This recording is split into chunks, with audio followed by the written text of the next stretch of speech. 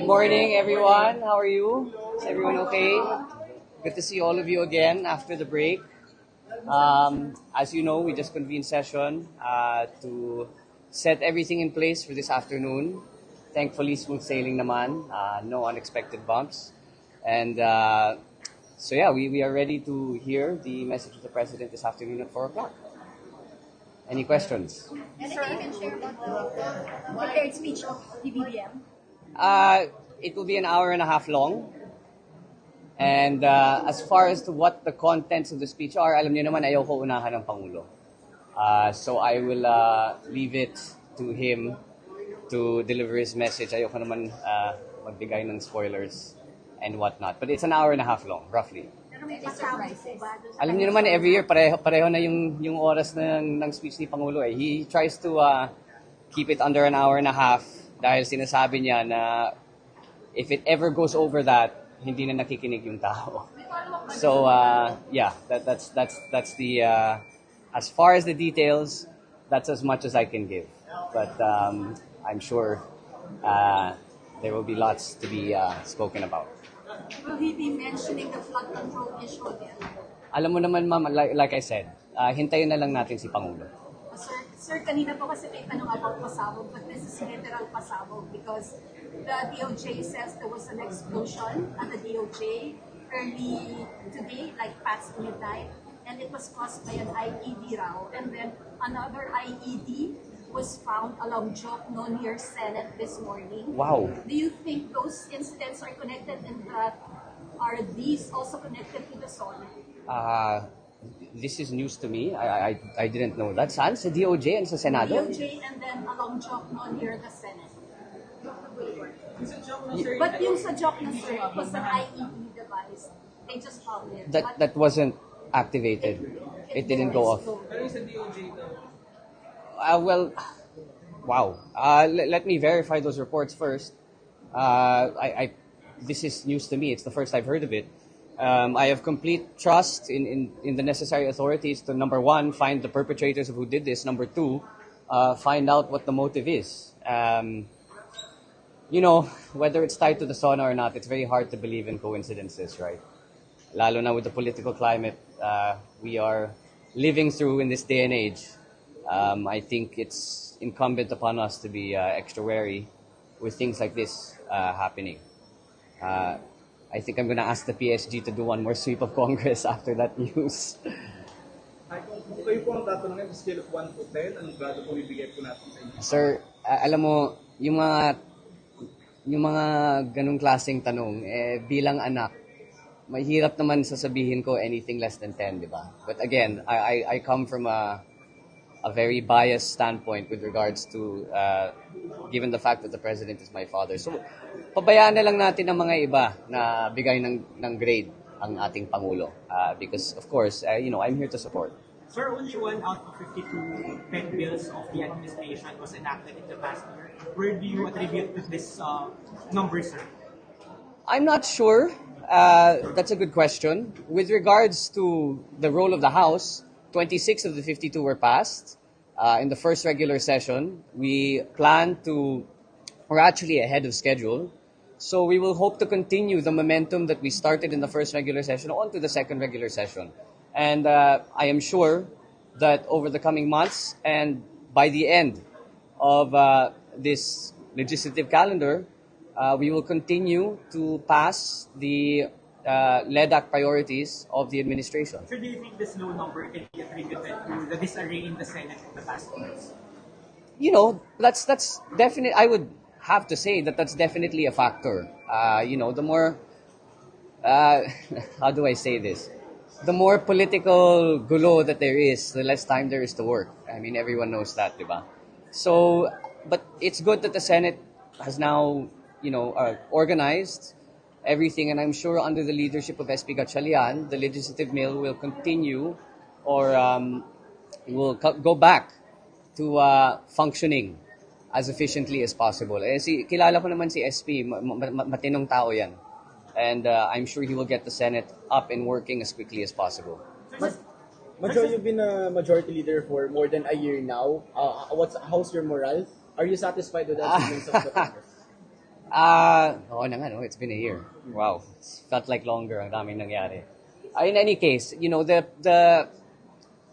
when I took this job, I told everyone here in the media, sinabi ko sa ating mga kababayan, the measure of performance of any majority leader is the legislative output of the House that it is elected in, of the House, whether it be the upper chamber or the lower chamber. But their performance is measured by the legislative output. Kung gaanong karaming batas ipinasa ng Kongreso, lalo na ang LEDAC na tinatawag. And I think the fact that we're ahead of schedule would say that I'm satisfied with what's been happening in the lower house as of late and with the legislative performance. I think it speaks volumes that despite the political noise that we've been experiencing in the last few months, if not longer, Congress has still been able to exercise its functions as a legislative body at magdala po ng batas na makakatulong po sa taong bayan. Sir, do you think the administration has done enough to go after actors in the flood control corruption scandal? Last year, it was the center of the president's speech. I think that's something that the executive should answer. I don't think I'm best placed to do that. I think that's a good question for the executive. Medyo ano po yung paghahanda natin for the budget season kasi malapit na rin po. Meron po ba tayong mga bagong innovations na gagawin? Well, as you know, the budget is the single and most important piece of legislation for both the House and the Senate. And you are right na we are expecting the NEP to be turned over sometime next month. Hopefully, not too late. But hopefully the NEP turnover will be sometime in August. And then we can proceed with the budget briefings. With regards to the changes that you spoke about, I think marami namang ginawang APRO para manigurado that the budget process is much more transparent. The BARC, making sure that different civic groups are involved in the shaping and the analysis of the budget. So I think we will continue with doing all the reforms that were already implemented last year. Hindi naman po makaka-apekto yung impeachment trial sa budget deliberations. Wala naman yung impeachment sa lower house. So we'll continue doing our job. So to answer your question, no, I don't think it will affect. At least I can only speak on behalf of the lower house. It will not affect what we have to do and what needs to be done. Threats lang, sir, here. Sir, yung threats lang po against your parents and your uncle, they were extensively discussed the past 2 weeks. How do you feel about it? Do you feel less affected now compared to before? You know what? I don't want to take away from the significance of today. We are here to listen to the State of the Nation address. I think there is a proper time and venue to address such matters. I don't think today is that venue. So let's just leave it at that muna. Okay. Medyo with the budget process, yun po ng initiatives and other programs po ng Congress, so meron po tayong bagong Kongreso. Do you think nasa na po tayo doon sa pag-restore ng public trust sa institution? Well, if you look at the numbers of Congress, medyo umangat ng konti. So I believe that we're on the right track. But of course, it's never enough, nor should it ever be enough. So we should continue striving for excellence. We should continue striving to restore dignity to the institution and make sure that the trust of the Filipino people is there. Medyo you're pushing... Walang katapusan yan. It's ever evolving and always continuing. Sir, At kanina, would it Speaker, be good po kung hindi na po mababanggit yung impeachment sa SONA po ng PBBM? I'm sorry, say that again. Would it be good kung hindi na po mababanggit yung issue po ng impeachment sa SONA? Why would it be good? I don't understand. I'm sorry. You asked, ano? Mas makakabuti po ba kung hindi na mababanggit yung issue ng impeachment sa SONA po? Again, I don't want to Kamera na. suggest what the contents of the speech are, but I think it's the prerogative of the president as to whether or not he will mention the impeachment.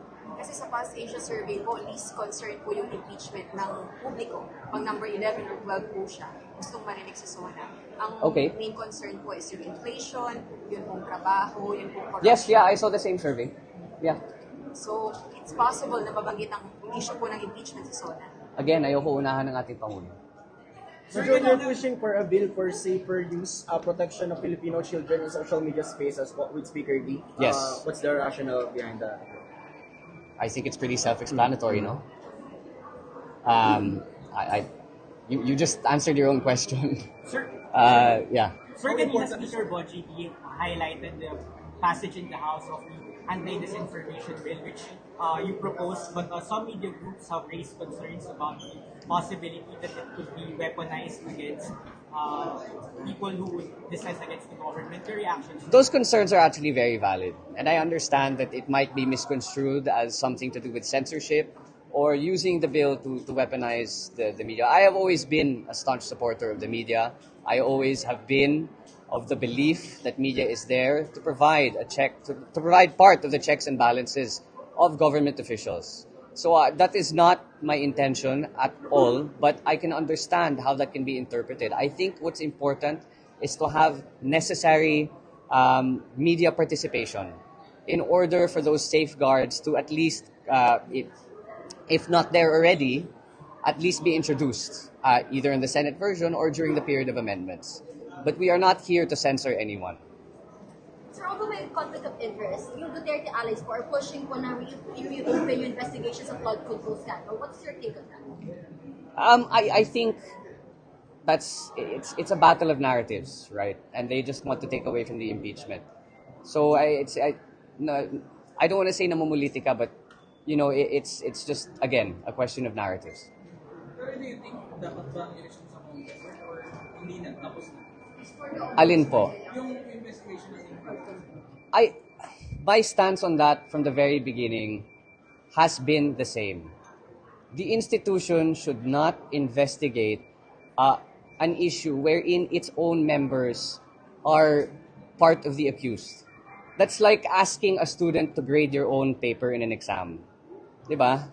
Kahit anong magiging resulta ng pag-iimbestiga, kung i-resume sa lower house, ang sasabihin ng tao sangkot naman yung tao dyan. Wala kaming tiwala sa report. So let's leave the ombudsman and the necessary bodies to do that to do that themselves. Sa message to those allies na paulit-ulit po na itinutulot na buksan natin ulit yung flood control scandal. Wala po akong mensahe para sa kanila. Ano po? No comment. Grabe ka, nag-iintriga ka, ha? Sir, may Criticism over tax arrangement or any legislative push to investigate. Yes, I believe so. You know, I think there has been a lot of, how do you say, speculation as to the consequences of Pax Silica. And I think those concerns are warranted. And I welcome any legislative inquiry to the project, if not only to clarify what out there is fake news and what there is real. Kasi maraming ilinalabas na fake news tungkol dyan eh. So mas maganda na maggawa na lang tayo ng inquiry to see ano ba talaga yung katotohanan. And what if there are shortcomings in the project, paano natin aayusin? Because if you look at the potential for such a project, it's huge. But it has to be done in the correct manner. Diba? So again, I welcome any legislative inquiry in the said project. Sir, parochial concern, what are the chances of a SOGI-SC bill passing the 20th Congress? Wow, that's a good question. Let me get back on you on that. It hasn't come up, but for me, I see no problem in the passage of one. Do you think it should be prioritized by the House of Representatives every Pride Month, the LGBT community pushes for? Well, I think constant dialogue with the LGBTQ community is necessary. I'm happy to pass it if one comes to light or if one comes to the forefront as a priority. But I think with regards to whether it is a priority or not, we would have to consult with the party leaders. These decisions are not made unilaterally. They're made through a consultative number of engagements. As I have told you guys again and again, kinakausap namin ang mga iba't ibang grupo sa House, mga iba't ibang partido. And then we come to a collective decision as to what the priority legislation should be for the coming months. So to answer your question, I will have to consult the party leaders.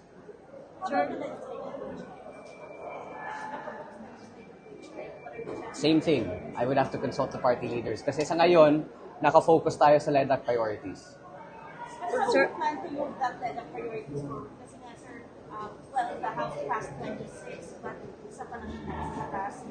Mayroon bang coordination between the House and the Senate? There's always coordination between the House and the Senate. There's always coordination between the House and the Executive through the PLLO, which is now headed by Secretary Joey Salceda.